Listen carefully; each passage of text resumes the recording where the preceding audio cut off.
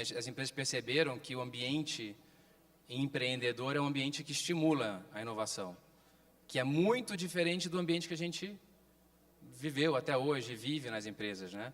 Então, a ótica era, não vamos errar, vamos fazer mais com menos, vamos padronizar, vamos diminuir as diferenças nos processos, comprar uma máquina mais eficiente. O mundo de jornalismo, né? Não é uma nova prensa que vai mudar ali o jornal impresso, né? Assim, precisa de uma inovação. E aí as empresas começaram a fazer várias iniciativas, a gente vai falar aqui de algumas, mas de fazer um corporate venture, de investir em startup, de estar lá no Cubo, ou de criar um clima muito diferente. Eu acho que, na minha experiência, esse tema da cultura que a gente vai explorar aqui depois, acho que é o tema principal que vai possibilitar as empresas a inovarem de verdade. Aproveitando a presença do Leopoldo, né, que é da Coca-Cola, né?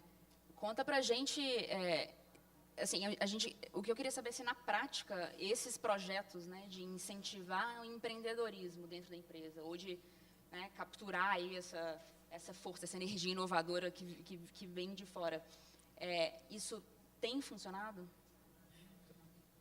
Bom dia. Primeiro que todo, eu sou mexicano, então meu português pode não ser o mais claro. Vou tentar e vou fazer meu melhor esforço. E respondendo a tua pergunta, sim, que acontece, o que tem acontecido, nós, na verdade, somos Coca-Cola FEMSA, o engarrafador do grupo Coca-Cola, o maior do mundo, e que nos estamos enfrentando a que o mercado laboral, o mercado, em termos gerais, a concorrência, pues está cada vez mais dinâmica. Se a gente se aderir ou continuar nos modelos que nos levaram ao sucesso ou que funcionaram nos últimos 100 anos, 125 anos que fez FEMSA, ano retrasado, definitivamente vamos ficar para trás. Então, o que temos feito? Mais do que promover o empreendedorismo, a inovação, é criar as condições culturais dentro da empresa para garantir que isso possa acontecer.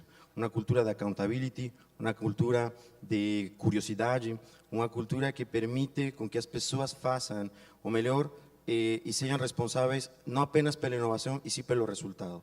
É dizer, uma cultura onde você consiga errar e não necessariamente isso vai implicar uma demissão ou vai implicar uma consequência negativa. E, por outro lado, tem incentivos para inovar. Também, quem faz um projeto, definitivamente, tem que ser reconhecido, tem que existir, se não um sistema de incentivos financeiros, sim um sistema de reconhecimento que tem que vir desde a alta liderança. Hoje, quem tem uma ideia inovadora é publicado na revista mensal que temos, que vai para todo o grupo.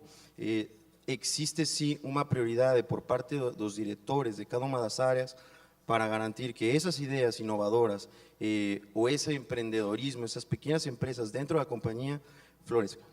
Hoje, definitivamente, como comentava Carlos, as grandes inovações não necessariamente passam por reconstruir a companhia. Uma pequena inovação, uma pequena empresa, dentro da empresa, pode trazer milhões.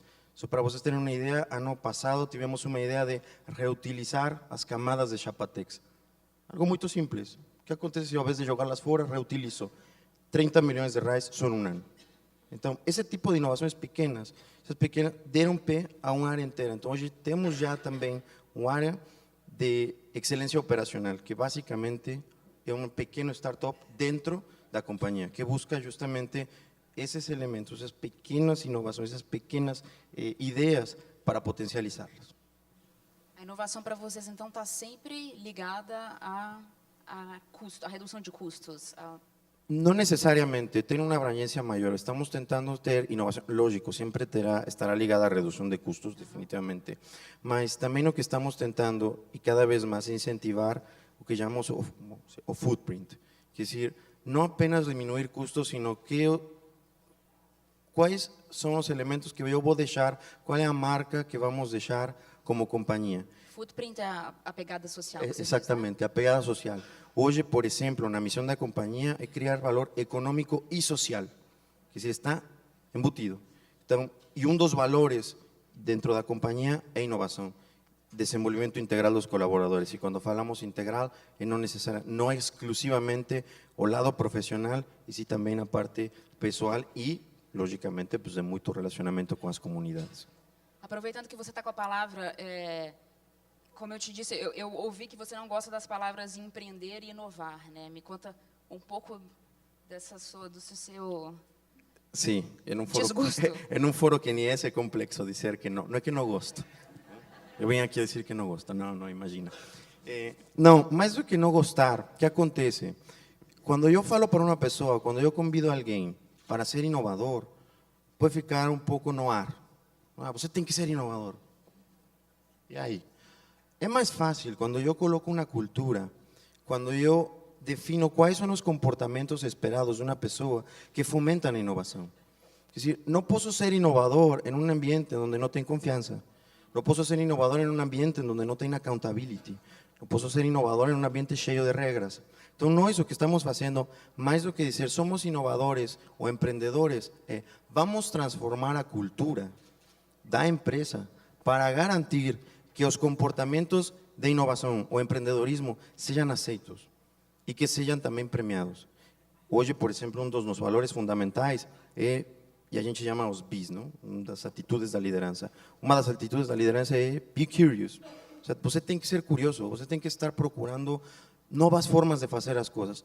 O custo importante é, nitidamente, mas não é isso. Não é apenas ou não é exclusivamente o que nos move. Então, mais do que dizer, você tem que ser criativo, inovador ou empreendedor, que são palavras que de alguma forma podem ser sujeitas à interpretação, eu vou colocar um set de comportamentos, de valores e de práticas que fomentem e façam com que na organização as pessoas sintam a vontade para inovar, para criar e para fazer as coisas diferentes. Essa é aberta, tá? Para quem tiver aí ideias para compartilhar. Nesse contexto de criar esse clima de inovação dentro da empresa, né? A gente vê muitas companhias dizendo que querem ouvir mais os funcionários, né? Que querem ouvir as boas ideias, né? Você é inovador, conta aí para mim a sua boa ideia. Mas na prática o que a gente vê é que a maior parte das pessoas nas empresas tradicionais nunca é ouvida para nada, né? Como ouvir os funcionários de fato? Bom dia.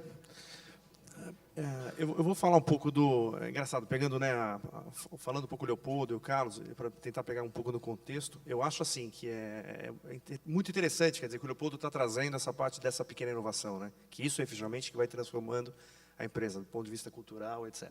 Eu acho que, assim, a gente já está até falando um pouco antes aqui de entrar, que eu acredito que só consegue a empresa ser efetiva, efetivamente, em inovação, quando tem um patrocínio da liderança. Se a liderança compra essa ideia, eu acho que é tudo mais fácil. Quer dizer, é muito difícil os funcionários junto tentarem ser empreendedores num ambiente hostil, onde não consegue, onde a voz de cada um deles não é ouvida, onde não conseguem fazer nada, porque existe uma cultura muito forte que não permite isso. Então, esse foi até um dos motivos que eu lancei um livro há pouco tempo, pensando no ponto de vista das pessoas de carreira. Quer dizer, imagina toda essa mudança que a gente está passando, do ponto de vista de transformação das empresas, as empresas querendo abandonar essa missão de ser aquela coisa paternalista, quer dizer, e tentando que forma que ela consegue se encaixar nesse novo mercado, e as pessoas nesse contexto, né? Como é que as pessoas estão efetivamente lidando com essa mudança, quer dizer, esse momento de transformação. E aí foi exatamente que eu escrevi um livro exatamente com esse teor, assim, né, de falar um pouco como as pessoas têm que fazer um profundo trabalho de autorreflexão, de saber exatamente quais são os seus propósitos de vida, de carreira. Isso não dá para desassociar uma coisa na outra. Legal. Né? Então acho que esse é um ponto muito forte, assim, de todo esse ambiente de transformação, mas assim do lado aqui você tem as pessoas, quer dizer, como é que as pessoas vão conseguir se adaptar a esse cenário? Né? A gente tem esse lado, né? Como que as pessoas vão se adaptar, como que elas reconhecem as habilidades e os talentos dela, né? Que é aquilo que você estava falando.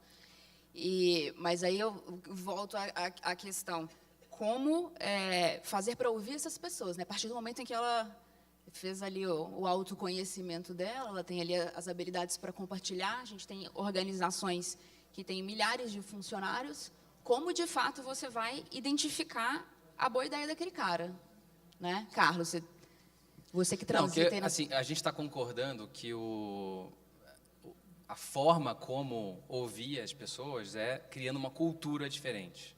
Acho que esse é que é o ponto aqui. Não vai ser uma iniciativa, na nossa experiência, de lançar um programa de ideias, de sugestões. As pessoas têm que se sentir num ambiente que elas têm o dever de contribuir e que eles vão ser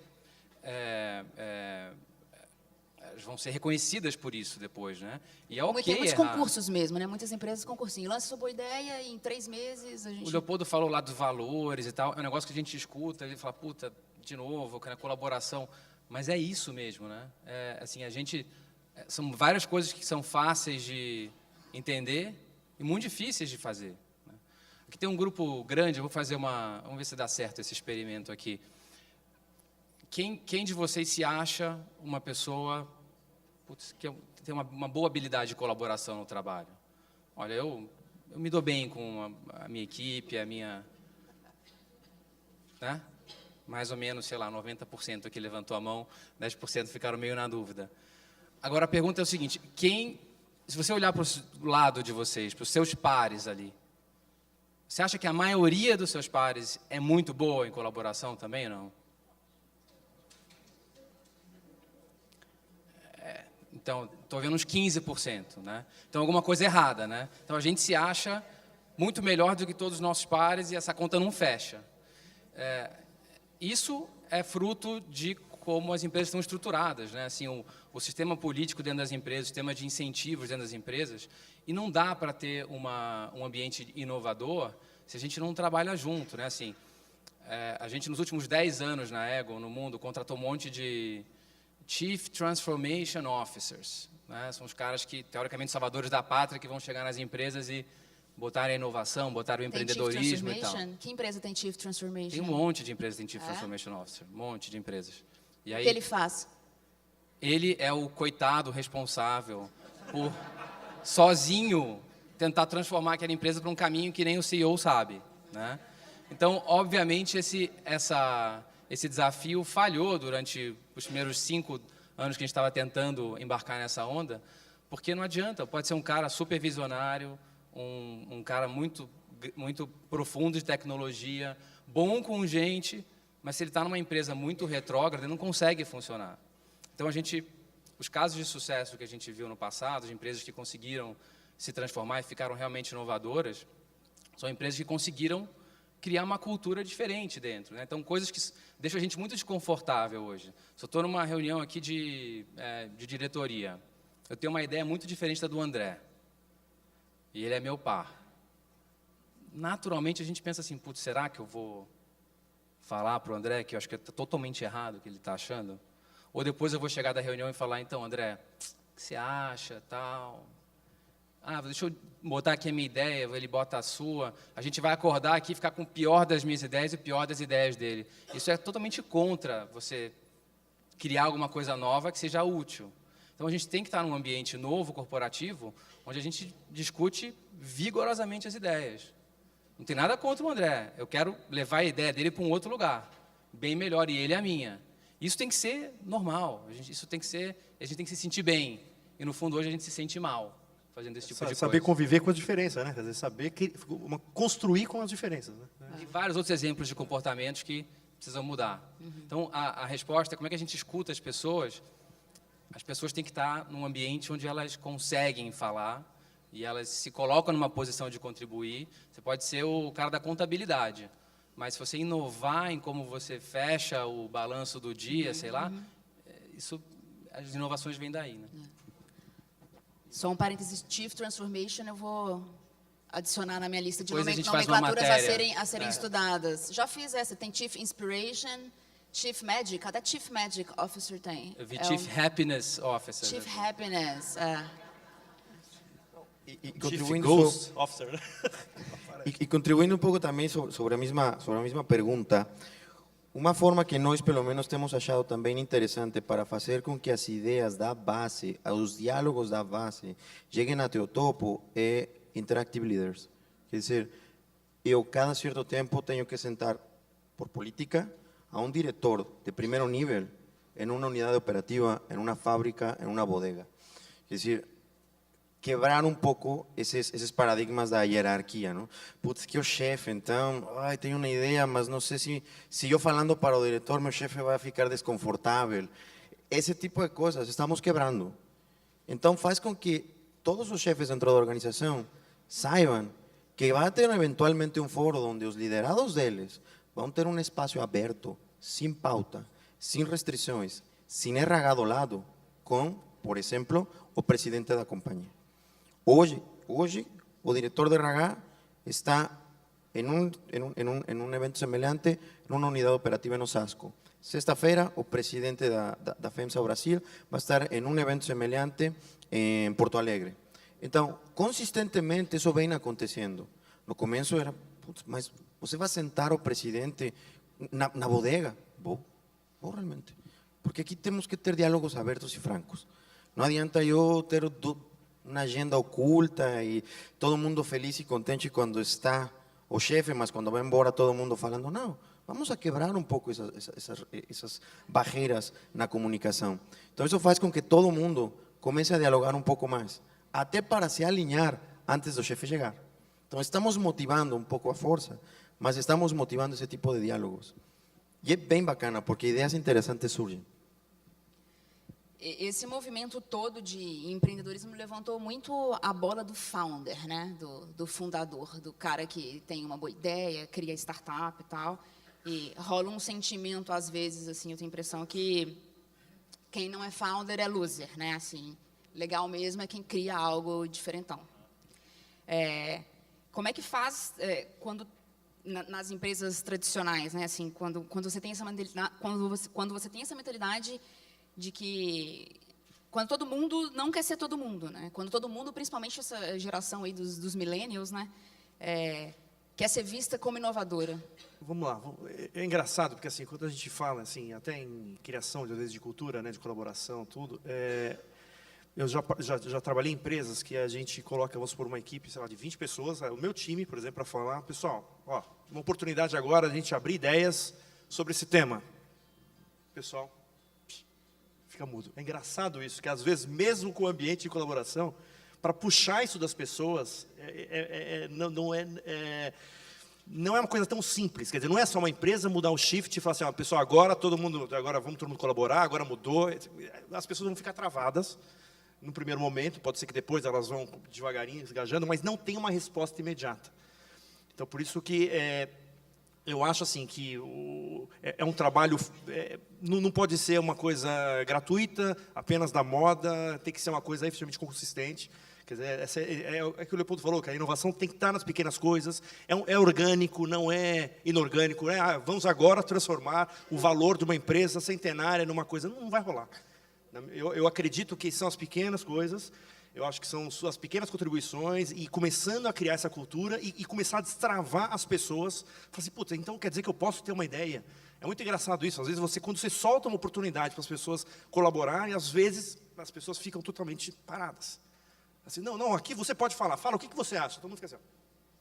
Então, é engraçado, quer dizer, então, você fala, aonde que a gente está errando? Então, eu acho que se as coisas forem de uma maneira um pouco mais orgânicas e menos, né, vendedoras, assim, do ponto de vista negativo, não positivo, negativo, eu acho que a coisa tem mais chance de ser mais bem efetiva.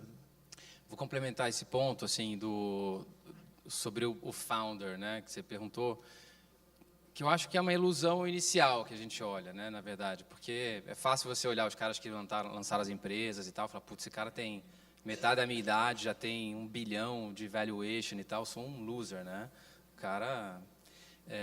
mas, assim, se a gente olhar as empresas, essas grandes que a Marina mostrou aqui da China, esses caras, o Ma, né, o cara da Amazon, o cara do Facebook, o cara do Google, eles são super inteligentes, óbvio, mas eles montaram um time fenomenal embaixo, entendeu? Ele pode ser o cara mais inteligente. Semana passada eu estava aqui com que foi o head de tecnologia do Steve Jobs durante 15 anos, o cara, na Pixar e na Next, que foi a primeira empresa de computador que o Steve Jobs lançou. O cara é um crânio, mas assim, ele certamente é menos inteligente do que esse grupo aqui junto trabalhando, entendeu? Então, assim, eu acho que mesmo os empreendedores de sucesso inicialmente não vão para frente se eles não criarem um ambiente onde as pessoas pessoas inteligentes têm que tomar decisões por eles, entendeu? Então, eu acho que é uma ilusão. É fácil a gente olhar e falar assim, putz, o founder, só o que vale. Mesmo os CEOs das empresas hoje em dia, né? O CEO não é mais o visionário que dita o caminho e as pessoas executam. Tem que ser aquele que cria um ambiente, um time muito forte, num ambiente super empreendedor, inovador, que as decisões vêm... O time é muito mais poderoso que ele, né? Uhum. E, Carlos, tem alguns casos de empresas hoje que já nem são mais tão startups assim, né? Eu conheço alguns casos de empresas aí que tem 7 anos aí de estrada, com algumas centenas de funcionários em que a média de idade é 23 anos. Estou falando do caso de uma empresa de meio de pagamento aqui do Brasil. E tem funcionário que ocupa a posição de diretor com 20 e 21 anos de idade, né? O fato de essas empresas terem a maior parte dos funcionários jovens significa que elas estão mais preparadas para essa transformação digital, mais preparadas para desenvolver essa cultura empreendedora dentro da companhia? Não sei se isso é um indicador assim tão determinante, não. Eu acho assim, as pessoas mais novas têm, acho que não viveram os vícios que a gente vive hoje, que são as barreiras que não deixam a gente funcionar bem. Acho que é isso, né? Mas não necessariamente o time de jovens vai, né, de forma independente, vai preparar melhor a empresa. Acho que não é muito por aí, não. E as nativas digitais, as empresas nativas digitais, dá para dizer que as que nasceram já com essa pegada digital, que elas estão mais preparadas, com certeza? Mas é bem mais fácil, né? Se você é uma empresa digital que você não tem um legado para proteger de negócios, para tomar decisão, imagina os jornais. Os jornais sempre para você se manter vivo, você vai reduzir custos, vai fazer, mas você tem um legado lá, você vai desligar o seu business inteiro que paga as contas hoje.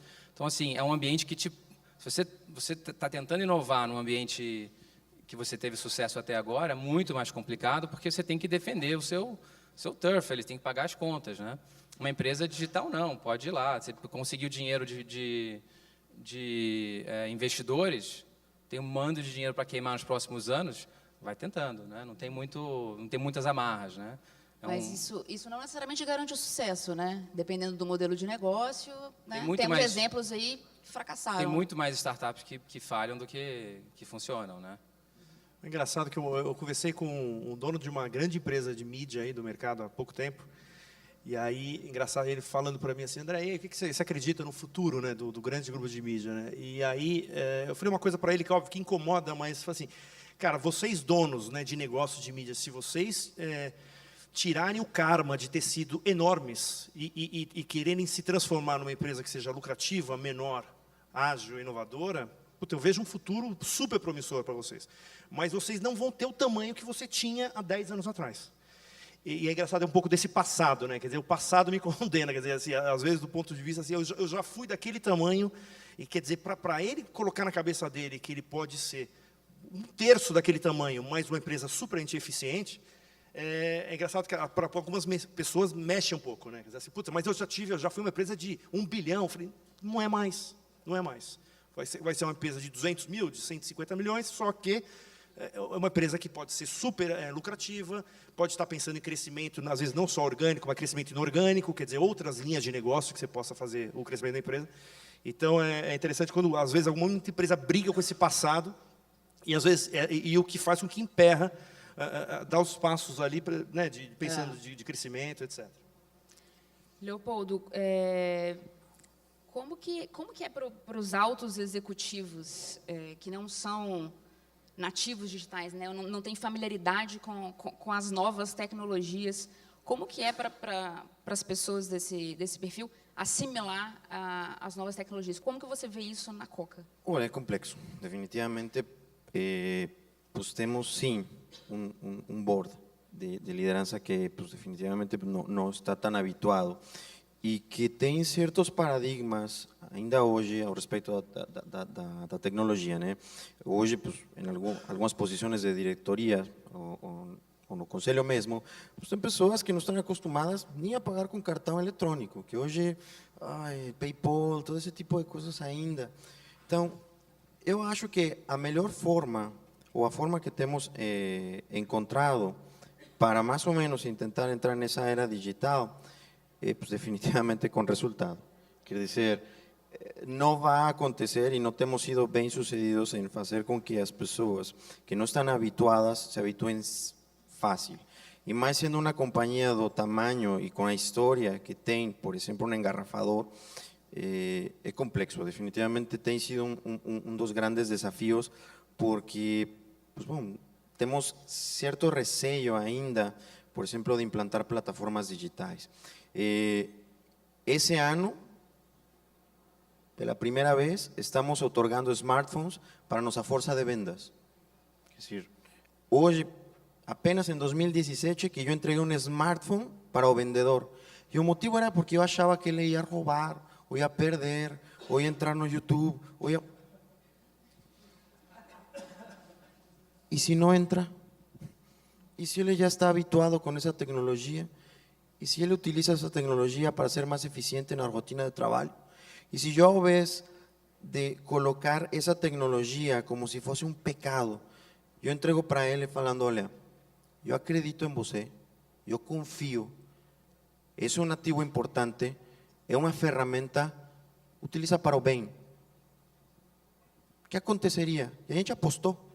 Foi difícil, foi muito difícil, somos a primeira operação da Coca-Cola FEMSA que faz isso, mas está dando muito certo, muito certo. Os vendedores, lógico, teve 10 vendedores que pediram demissão. Falaram, não, eu não gostei dessa tecnologia, tchau, não é para mim. Mas os outros 2.000 se adaptaram à tecnologia, estão utilizando, estão gostando, os pedidos estão chegando mais rápido, temos muita maior inteligência no mercado, estou conseguindo direcionar o comportamento deles e estou quebrando os paradigmas. Então, é um esforço que tem que ser frontal, que tem que ter muito sponsorship por parte da liderança, definitivamente. Quer dizer, as lideranças que já estão acostumadas com a era digital têm que influenciar nas que não, porque tem sido difícil. Quer dizer, eu escutei até argumentos do tipo, não, que alguém vai entrar pelo aplicativo e vai hackear o sistema da FEMSA. E vai levar o quê? A lista dos SKUs? Sério? Uau! A fórmula do xarope da Coca-Cola não leva. Não vai. Quer dizer, a tecnologia, no final das contas, sim, abre janelas, abre. Mas, por outro lado, essas janelas não têm que ser pecaminosas, não tem que ser um negócio oculto. Se você entrega o smartphone falando, olha, está aqui essa ferramenta, mas você pode usar para o mal, instintivamente estou predispondo a pessoa para utilizá-la para o mal. Distinto de se eu entrego com certa naturalidade, facilidade, a pessoa vai ir pelo bem. Então, respondendo especificamente a tua pergunta, o jeito que a gente tem feito para fazer com que as lideranças que não estão acostumadas ou que não estão abertas é frontalizar via sponsorship de lideranças que estão mais abertas e com resultados claros. É interessante ouvir essa história, né? Porque é um caso tão simples, né? Tão básico, né? Celular na mão de vendedor, e toda vez que a gente fala de inovação, enfim, e a Coca-Cola sempre aparece como uma das empresas mais inovadoras, né, do mundo, e aí a gente tem esse nível de discussão lá dentro, né?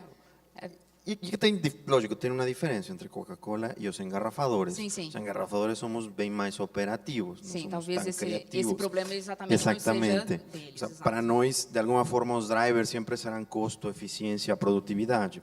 Coca-Cola quer share de mercado e quer outros drivers que, logicamente, preservar o top of mind, se preservar em certos segmentos, né? E é engraçado como também essa inovação e esse tipo de mudanças são virais. Quer dizer, a gente implantou nos vendedores e no dia seguinte chegou o diretor de distribuição e falou, olha, e se a gente dá para os motoristas? Pues sim, vamos dar e vamos ver. E hoje temos uma das torres de monitoramento mais avançadas que existem no mercado. Quer dizer, os motoristas também gostaram da ideia, estão se aderindo, está me diminuindo o passivo trabalhista, inclusive, porque eu tenho como controlar a jornada e tal. Se um motorista fica muito tempo na rua, eu ligo para ele, mas não é aquela ligação de que você está fazendo, vagabundo. Não. Eu, olha, aconteceu alguma coisa, estou monitorando que teu caminhão há 20 minutos está parado, você está bem, aconteceu algo, e ele também se sente cuidado. É a cultura e a forma que transmitimos a mensagem. Se eu coloco um smartphone na cabine do caminhão só para punir ao cara e cada vez que se detiene eu pego o telefone, por que você não está na rua? Esquece, isso não vai funcionar.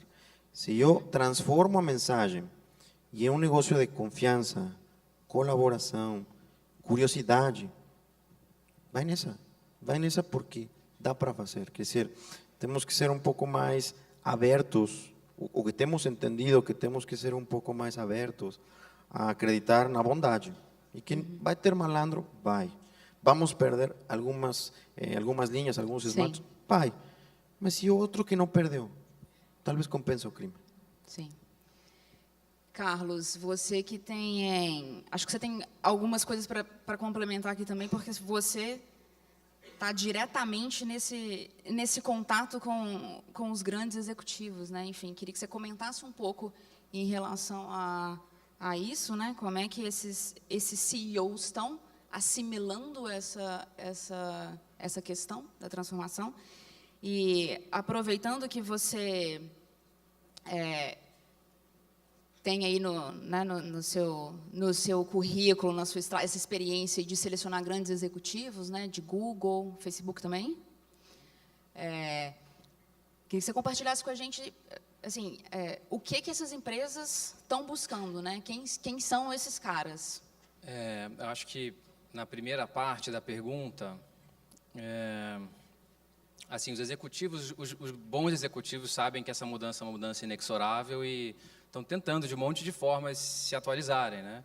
Então tem grandes empresas de consumo que pegam um estagiário, um expert em social media e deixa o cara acompanhando o CEO durante 2 semanas para ele entender mais sobre aquele assunto e assim por diante. Então assim tem programas específicos de executivos. Muitas empresas estão contratando conselhos consultivos. Então eu vou pegar aqui um cara de digital em mídia, um cara que vai pegar tecnologias de big data, qualquer que seja o contexto para a empresa, e bota um advisory board, que a gente chama, né? Um conselho de alguns especialistas que estão lá 3, 4 vezes por ano para discutir ideias, etc. Fora contratar o ambiente em volta e tal. Então, acho que tem uma busca muito ativa para se atualizar e se deixar impactar por isso. E o que as empresas digitais, como Google, Facebook, o que elas estão buscando? Que tipo de executivo ou executiva? Putz, assim, não dá para generalizar essa resposta, né? Mas assim, talvez a coisa mais interessante para o pessoal aqui é o seguinte: são fases das empresas, né? Então, o Facebook agora... Tem alguém do Face aqui? Não? Alguém que é cliente do Face? O Face fez 2 mudanças agora na liderança que as pessoas não entendem nada do mercado publicitário, mas eles têm uma capacidade muito grande de gerar negócio, de vender, de uma capacidade de organizar a turma. Vieram de escolas fortíssimas disso. Então, assim, o Face está passando por uma fase aqui no Brasil que acho que vai começar de muito sucesso, mas estavam procurando esse skill específico. Acho que a resposta não dá para generalizar, são fases, entendeu? Uhum. E uma empresa estabelecida no século XX, com um modelo de negócio de sucesso, né? Uma empresa que faz dinheiro hoje, continua fazendo dinheiro do mesmo jeito que ela fazia no século XX. Até que ponto interessa a essa empresa investir em inovações? Olha, FEMSA é um caso bastante nítido dessa necessidade. É muito interessante, porque definitivamente a fórmula do sucesso dos últimos 100 anos não garante o sucesso futuro. E exemplos desses tem no mercado demais, né? Então, se a gente quer continuar sendo líder no nosso segmento, definitivamente temos que inovar e temos que mudar. Tem alguns fundamentals que você não vai trocar. Esses valores fundamentais vão se preservar. É decir, eu vou ter um set de valores que sempre vão ser os eixos nos quais eu vou transitar. Porém, não podem ser restritivos. É decir, eu sempre vou procurar o desenvolvimento das pessoas, eu sempre vou procurar o respeito. Tudo bem, mas isso não impede de eu ser inovador. E hoje, mais do que nunca, é quando nós temos um impulso, ou estamos sendo requeridos para inovar, para transformar negócios. Basicamente, o que a gente faz não mudou de forma significativa nos últimos 100 anos. Colocar açúcar, xarope, água carbonatada em uma garrafa não mudou de forma expressiva, 100 anos. Hoje é uma máquina, antes era um cara, né? Mas talvez aí não vai vir a inovação, definitivamente. Vai continuar sendo o mesmo produto ou não. Talvez amanhã vou ter que fazer uma Coca-Cola sem açúcar, uma Coca-Cola que queima gordura, sei lá. Mas não apenas no produto, quer dizer, o produto é a pontinha do iceberg. O que estou fazendo na minha cadeia logística? Os dois exemplos que coloquei de colocar tecnologia são claros de quanto estamos preocupados com a inovação. Como fazer minha bodega mais funcional, mais eficiente e não apenas em termos de custo. Como garanto que os recursos associados à operação de uma bodega diminuam de forma expressiva? O combustível que utilizam as empeladeiras, a forma de contagem das caixas.